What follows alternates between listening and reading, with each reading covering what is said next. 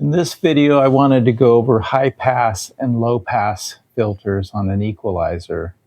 Where would you use them? How would you use them? And then some kind of fun little EQ thing that you can do with them. So let me show you how to do it.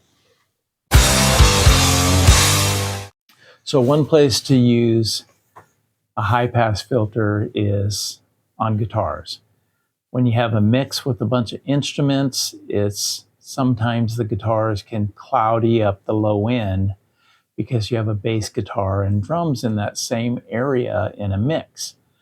So the guitars don't really need to be in the area of the bass and the drums, or the kick drum, which are the lowest things in a mix normally for a general rock pop song. Okay, so I'm going to pull up an analyzer here so you can see what the guitar is doing.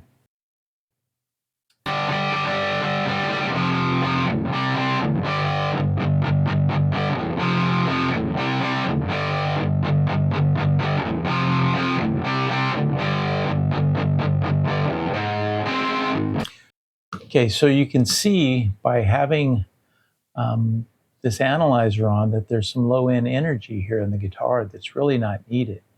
This is an area that you would normally have your kick drum and your bass guitar in.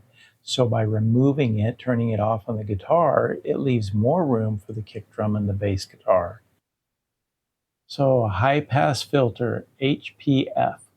I'm going to engage it here by turning it on. You have this here, and as you turn it, it will get tighter and tighter. So you can see the slope here, it's tighter, right? You can see. So you have the option to, when you use a high pass filter, to make it abrupt or make it kind of tailor slow like this. So as I go higher, you can see this gets more straight. And that means it's cutting off a lot more, as opposed to this, where it's cutting off but kind of slowly, right? And I'll show you that now. If you watch, I'm going to turn this equalizer on and off, and it's basically just a high pass filter. So it's just cutting 70 hertz and lower on the guitar. And watch what happens to the analyzer when I do that. And when it's gray, the EQ's on, the high pass is on. And when it's blue, it's off. So watch this area once again.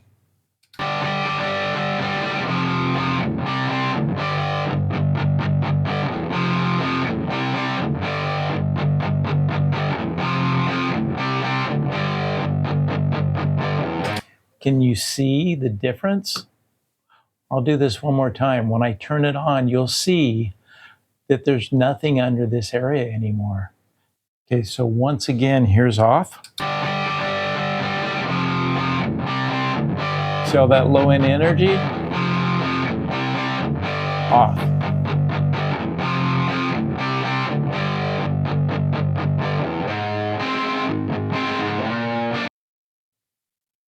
So that's one way that you can clean up a mix, just by going through your mix and finding things like this, like guitars are common.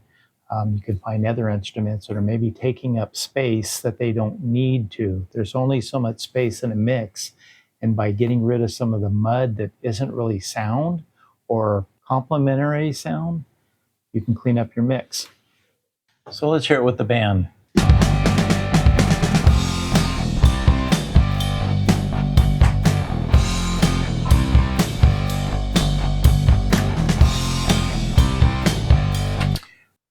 When I turn it on, almost instantly the bass guitar kind of comes out more, to where you can hear the distinction of the bass.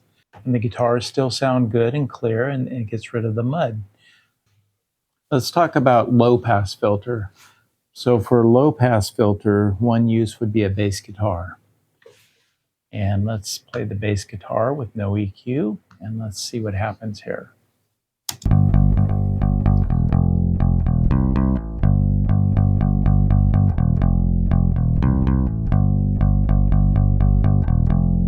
As you can see, above 8 here and even as high as 16, there's some sound. On a bass guitar, there's really no useful sound in this area. One thing you can do is you can take an EQ and you would do the opposite. Instead of turning off the low end like we did on the guitars, you turn off the high end on the bass. And on the low pass, it's the same thing. You pick the frequency you want it to start at, and then you tell it how abrupt do I want to cut it.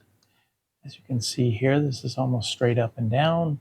It's saying everything on this other side, the white side, I don't want any sound over there from this instrument. And let's watch this area here as we turn it on and off.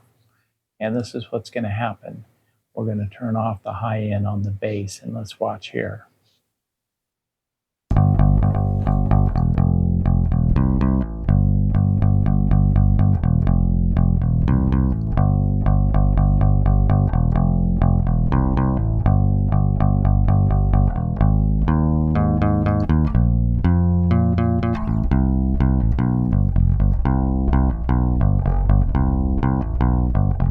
You can see this area right here, that when it's bypassed, there's a lot more activity in here.